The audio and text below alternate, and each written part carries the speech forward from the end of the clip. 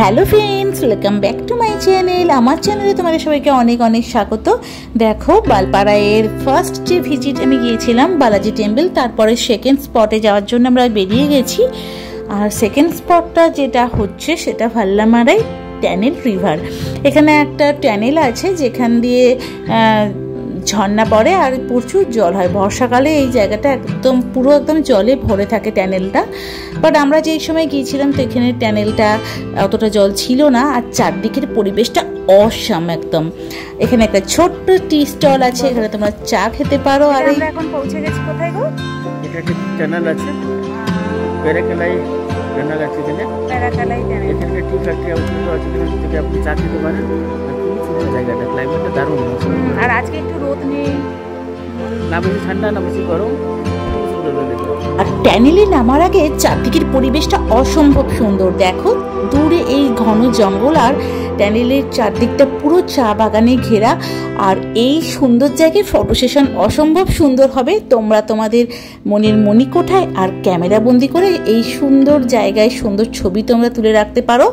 আর এই দেখো, ট্যানেলে যে ঝর্ণাটা দেখতে পাচ্ছ, এখন একটু জলটা কম।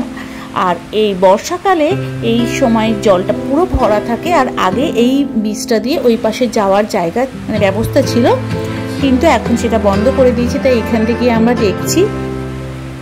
তো এই জায়গাটা এত নিরিবিলি, এত সুন্দর। আর সুন্দর জায়গাতে সুন্দর এই ঝর্ণার আওয়াজটা শুনে মনটা একদম শান্ত হয়ে যায়। তোমরা এই প্লেসটা এসো, এখানে বসে খানিকক্ষণ সময় কাটিও, এখানে একটু চাও খেয়েও। এখানে চা দোকানটাতে খুব সুন্দর চাও পাওয়া যাচ্ছিল। আর অনেক বেকারির বিস্কুট থেকে মধু থেকে ঘি, এখানে পাহাড়ি যেই জিনিসগুলো বিক্রি হয় সেগুলোও পাওয়া যাচ্ছিল। তো আমরা এখানে একটু চা খাওয়ার জন্য এলাম, একটু বসে 5-10 মিনিট চা খেয়ে তারপরে আমরা আবার নেক্সট স্পটে যাব। তো আমরা এখন দুটো লেমন টি আর কেক নিলাম, তো ওটাই খাই, এখন এনজয় করি।